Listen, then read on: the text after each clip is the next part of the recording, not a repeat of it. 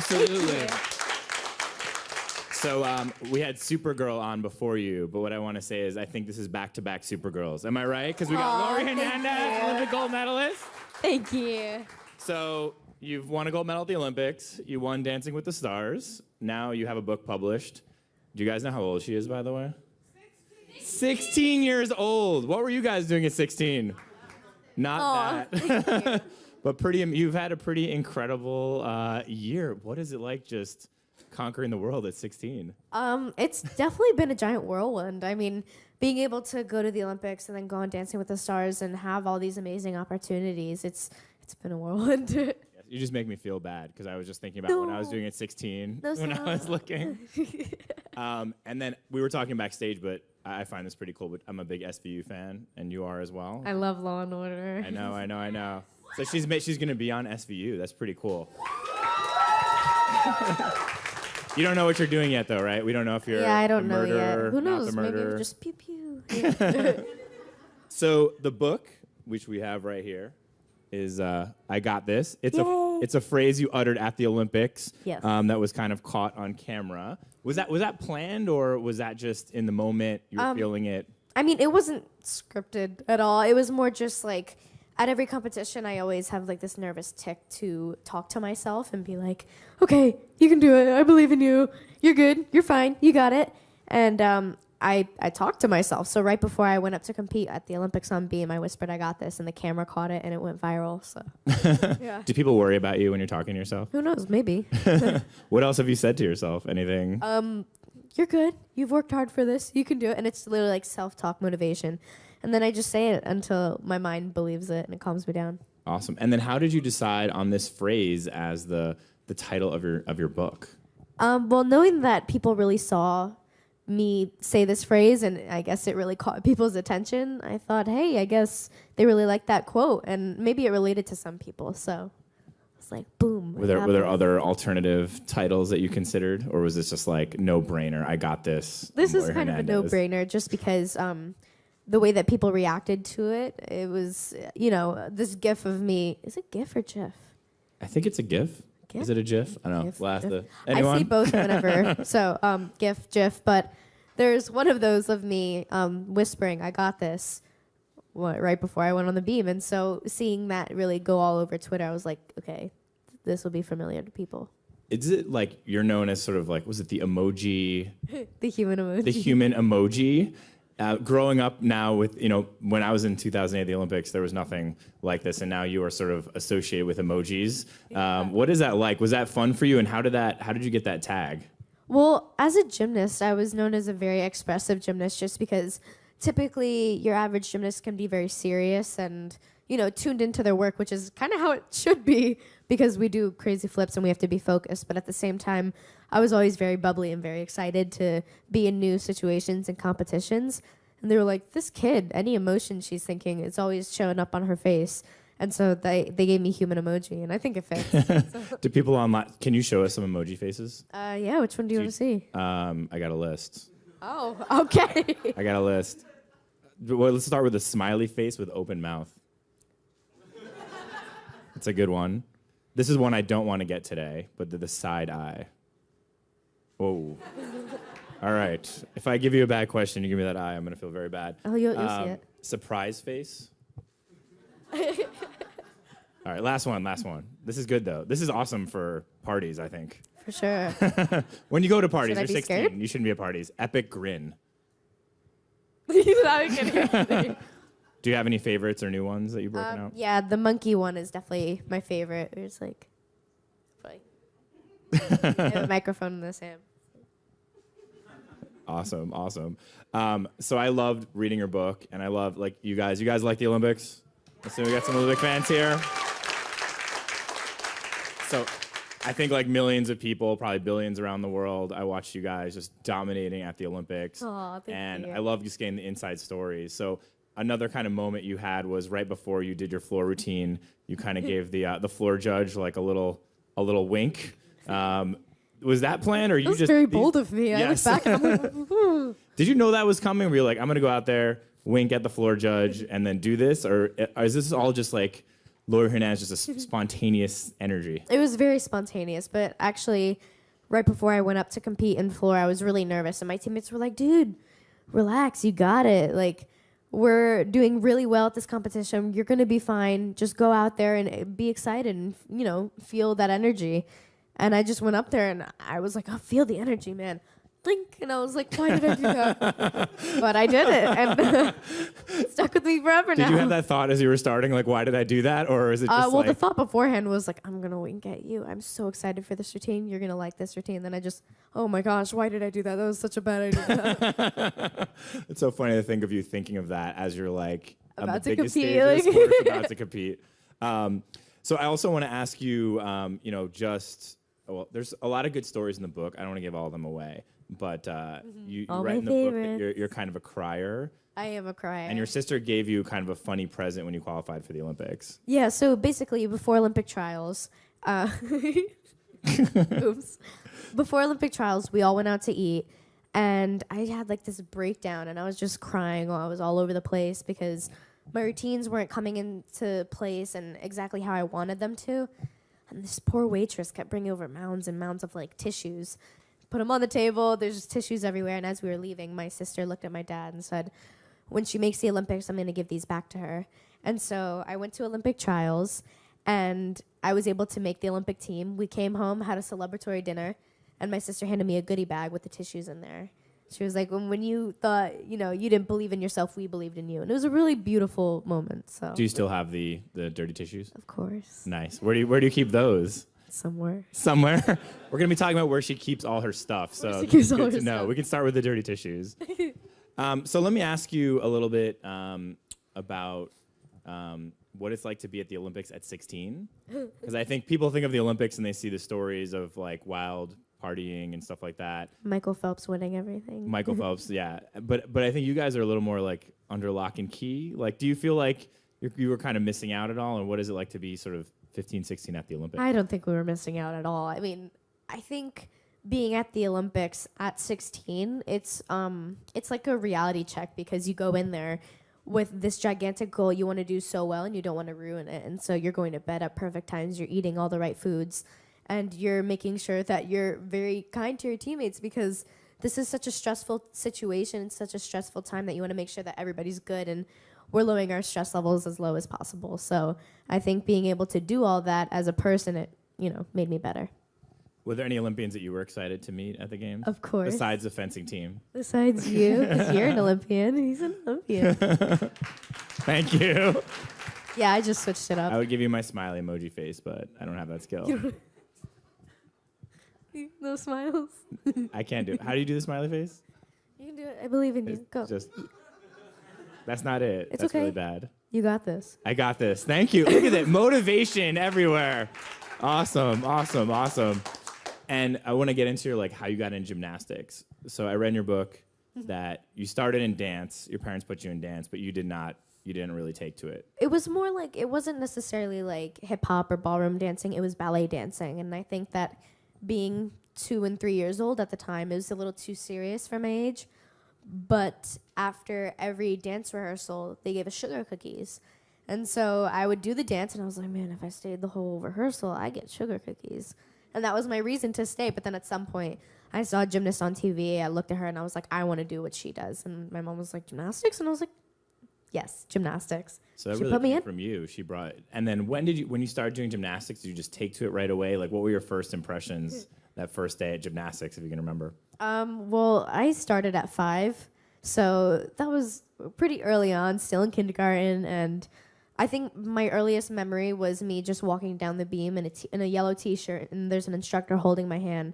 It was like a fake competition. It wasn't even real. But I looked into the crowd and saw my parents just sitting there clapping as I'm walking down this 4-inch piece of wood, and yeah.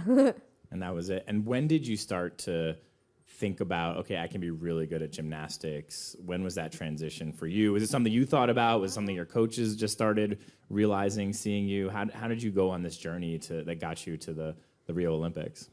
It's really hard as a gymnast to find out when you're a good gymnast because you can't watch yourself. You watch other gymnasts do gymnastics. And so seeing other gymnasts right in front of you, you're like, wow, she's gonna be good, or well, she's almost there, but you can never watch yourself. And so it was really hard to figure out, oh, I'm Olympic level, like I can for sure do this. But it took a couple competitions for me to realize, okay, I can get there if I slowly keep on progressing. And it's a big choice. So at a certain point, you began homeschooling, correct? And Yeah. and training. What is that decision like to have to say, like, my number one priority is gonna become gymnastics? Well, I guess that happened at a very early age. I started homeschooling in 3rd grade, and I did everything to dedicate it to gymnastics because I love this sport so much. And my parents supported me the whole way through. It was like, hey, I want to homeschool. Okay, well, do you really want to? And I was like, yes, I love this sport. And so they let me, and I really dedicated everything to it. What is like a 3rd grader's gymnastics schedule like at that age? Like, how often were you practicing? I mean, I was practicing maybe 5 days a week, 6 days a week, and no, that's a lie, 5 days a week probably. But at the same time, I just loved the sport so much. I wanted to be completely invested in it, and I knew that it was one of my passions, and I wanted my life to revolve around it. And do you feel like you missed out on anything in your childhood, like spending so much time doing gymnastics? Well, because I homeschooled at such a young age, it wasn't like I was leaving any friends. But as I started to get older, I did notice that all my friends were gymnastics friends, and they weren't like public school friends. And I really wanted those, but at the same time, I knew that what I was doing was good for me and good for the sport. And as I was coming out here, your squad was whispering in my ear that I should ask you about your 2017 goals, and maybe some of those are like bucket list from childhood. But what are your 2017 goals that you have? Well, I definitely want to get my driver's license because, as you guys know, like in New Jersey, you can get your permit at 16, but I haven't really been home. So just because I'm on like Dancing with the Stars tour and everything, so I've been traveling so much, but I do plan on getting my license soon. Nice. I heard you have another goal. You've not been on a date. Is that a goal? I want to go on a date. we gotta help you out with this. How can Laurie Hernandez not have a date? Come on, let's go, high school boys. Where are you? Oh boy. What are you looking for in a potential first date? Type of guys. I mean, if he looks like Dave Franco, then it's fine. So looks like Dave Franco, can dance like Val. Can dance like Val, and is as kind as my dad. Oh, that was good. Is Dad here, by the way? I think coming so. in. I'm not sure. That's some good criteria. All right, we put it out there to the world. Laurie Hernandez, we got to make this happen. I think it's gonna happen for you. Let's make it happen. Yes, I definitely think it's gonna happen. And when was the moment you sort of realized you were there? Like, has it even set in? Like, you're an Olympic gold medalist, and all that's happened. I mean, it happens really quickly. It really does happen quickly. I mean, when you're in the moment, you're focused on your routines. You're not so much focused that you're at the Olympics. Although that was one of my concerns, is that it was my first big senior level competition. And to be a senior in gymnastics, you have to be 16 years old. So I had never done anything like this. I'd never been to a world championship. Like, this was my first ever. And all the girls were like, look, this crowd is going to be loud, okay? Just prepare yourself for that. And I was like, oh yeah, Olympic trials, it was really loud. But the Olympics, it was dome-shaped. And so walking in, it was just USA. And it was so loud, I thought I was going to cry. But we figured out that if you don't look around so much, you don't see Rio 2016 everywhere, and you forget you're at the Olympics. So that helps. How helpful and important were your teammates, like Allie, having been there before? Like, did she offer you advice? They were so helpful. I mean, it was more just to stay in that mind zone. That works. Mind zone. Oops. It works. It still works. So that's going to be book number 2 is Mind Zone. Mind zone. There, write that down, guys. Mind zone. But yeah, to be in that mindset, it was hard because for me as a person, I do something called grounding, and I look around, and that like calms me down. But seeing Rio 2016 everywhere didn't help, so they told me just to keep my head down, pretend like I'm just practicing, and that helped a lot. And then standing on that podium, I know it's a question you get, like you're going to get this like a million more times in your life, but what is that feeling? The gold medal being like put over your head, the national anthem playing. Well, we thought we were all going to cry when we got it, but we were just overwhelmed with happiness that it didn't happen. The tears didn't flow. But it was being able to stand on the podium with your team, get a gold medal wrapped around your neck, and then hear your national anthem play. And that was such a beautiful moment and something I'm going to remember forever. And, there's a lot to cover. You've done so much this last year. But once the Olympics are done, you go on this roller coaster ride. You obviously, by the way, she also won Dancing with the Stars. So we got to give it up for that, too. Thank you. How did that experience compare to the Olympics? They're both completely different. I mean, for gymnastics, you do the routines over and over again until you nail them. And then that's where the stress comes in because you've done it so many times, you're like, okay, it has to be perfect. Whereas Dancing with the Stars, every single week you learned a new dance, you learned a new style of dance, different shoes, different dresses. It was really difficult. And being able to get in and experience both, it was amazing. I really enjoy this next question that I wrote, but it made that funny. But I thought it was funny. So how does the competition compare, like the Russian and Chinese gymnastics teams versus like Amber Rose and Vanilla Ice and Rick Perry? Is there any comparison? Yes. It's really similar hard. and different competing against Vanilla Ice than a Russian gymnast. Very different. Very different. For gymnastics, it's more just being able to look and watch the cultures of other gymnasts and see the way that they do things. Because watching a Russian gymnast on bars, you are like, wow, she is beautiful. You can tell how hard she's worked. And then also dancing with celebrities who learn ballroom dancing, it's completely different. It's like a new world. And being able to see how hard our professional dancers work just to teach us the steps, it's like, wow, they really put in time and effort to teach us how to step backwards properly. So. What do you think, like at the Olympics, there's sort of like the subtle mind games that the teams play with each other? Like, did that happen on Dancing with the Stars too? Like, did anyone try to intimidate you or talk trash or anything? No, everyone was pretty nice. Everyone's pretty nice? Yeah, Aw. I'm the nugget of the group. And what was it like to, I know you've talked a lot about your relationship with Val. Like you said, you learned a lot from him. So what was that like dancing with him? And it seems like he had kind of a mentor relationship with you as well. We did. He was like a teacher, mentor, a brother to me. And we got very close during the season. My mom has already like adopted him into the family. But yeah, he's been amazing. And he's taught me so much, like being able to be grateful for every moment, everything, and everyone because they're not there forever. And also that I like R&B music, so that's cool. He taught you that? Oh, yeah, for sure. Oh, interesting. Whenever we warmed up, music was always playing. And I was like, oh, I like that song. And his advice to you was it's different than gymnastics where the moves are really important. It was sort of the communication with the crowd.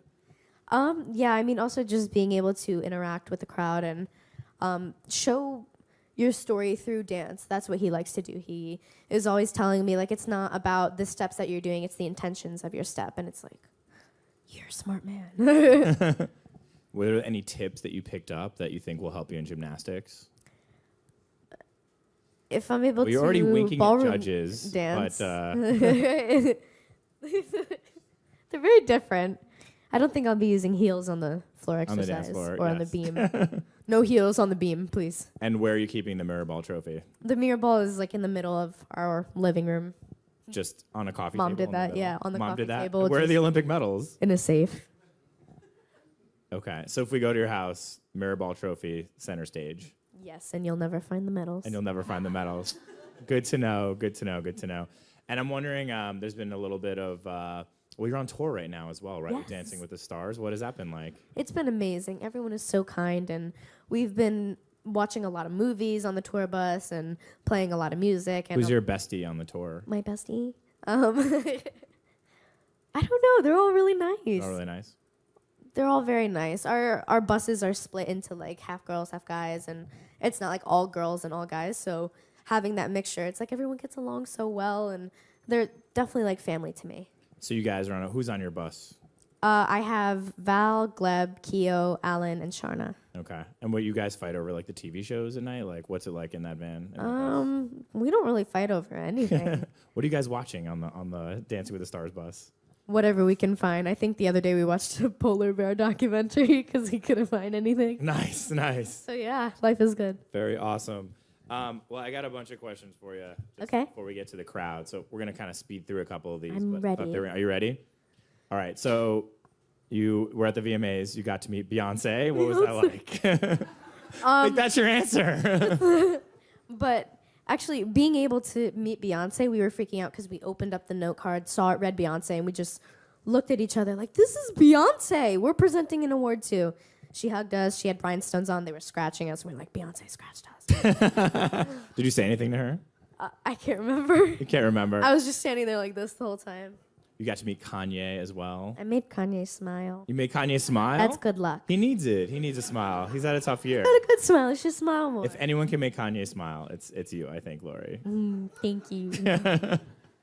Actually, I want to ask, we're going through quick questions, but there is a fencing dance on the Dancing with the Stars tour, There is. but you do not participate. I can't do it, no. But what does it look like? Do you know any of the moves? Yeah. What can you demo? Can you explain? Is it bad? Is it like It's just very cool. it's cool? Okay. Yeah, but no, it's an all-girls number. And Okay. They have an all-guys number and an all-girls number, and so for the guys number, they do a dance to Ain't No Sunshine, and it's like acoustic. They're dancing on like tables and stuff. It's moving tables. It's really cool. And the girls' number is a fencing number, and so that's theirs. And they're lunging. This doesn't sound like fencing if you can't describe it. It's not like the sport that we do at the fencing Olympics. and dancing. It's like fancying. It's like fencing. Fancying. Where is your next stop if people want to check you out on the tour? Well, right now my next stop is in New Jersey. Whoa. So, You guys got to get out there. that's my home state. So yeah. Final question, then we're going to go to the audience. I can't believe it's gone so fast. 2020. I think so. Yay or nay? You think so? I think so. Awesome. I mean, We need our 2020. We need to keep going. Awesome. Let's get to the audience. Where are we right here? Right here up in front. Hey, You've got how the are mic. you? Good. How are you? Good. Congratulations, Rio, Dancing Thank with the you. Stars. My daughters told me to tell you hello. But my question to you is, I am a mom of two gymnasts, 6 and 9, Caitlin and Gabriella. What advice would you give them? Because they really love this sport, and they have your posters, they have all the girls. They want to be Olympic gold medalists and everything. What advice would you give them? I would give them just to keep moving forward, because as a gymnast and as an athlete in general, it can be very easy for anyone to feel like the sport is too hard and like they should stop doing the sport because they feel that the challenges coming towards them are just too much. But God doesn't give you what you can't handle. So just for them to, whether it's injuries, whether it's a rough day, for them to keep moving forward, because they can do it. Awesome. Right here. Hi, Hi. Thank you for being here. You look so pretty, by the way. Thank you. And how do you feel knowing that you inspire so many people across the nation and the world? It really warms my heart to know that everyone sees me as an inspiration, because as a kid growing up and being able to see so many athletes, for me that was inspirational, and they inspired me to start something new and to try something new. And so now that I'm able to do that, it's really heartwarming, and I hope that I'm able to do that in the future as well. Awesome. Oh, going this way. Surprise. Congratulations, hi. You won the Olympics, you won Dancing with the Stars, you wrote a book. What can we look for in the near future? Oh, Yeah, that's you a haven't really done good anything yet. question. When are you going to start doing something with your life, Laurie? I don't know. I just sit around all the time. But that's a very good question. Right now I'm on the Dancing with the Stars tour, and there's about a month left of that. Also, I plan on doing book tours for my book. So that'll be really exciting. And Law and Order in the future. That's big. Thank you. You too. Right here, the man with a cool hat. Hi, my I name is like your hat. Edgardo. I write comics like superheroes like Borinqueña or like yourself. My son is 13, and we were in Puerto Rico watching you winning. And it was amazing That's to actually be amazing. in Puerto Rico in a Puerto Rican restaurant, seeing all these people cheering for you, and it's just this amazing energy. So my question is actually from my 13-year-old son, which he always asks everyone. But seeing as you already are his superhero, if you were a superhero with superpowers, what would be your superpower and what would you fight for? Ooh. Wow. That's a good question. Well, I mean, I'm a really big fan of Iron Man and Superwoman, so if I could mash the two together, I for sure would. I Yeah. could see like a super character with your emoji faces has special powers.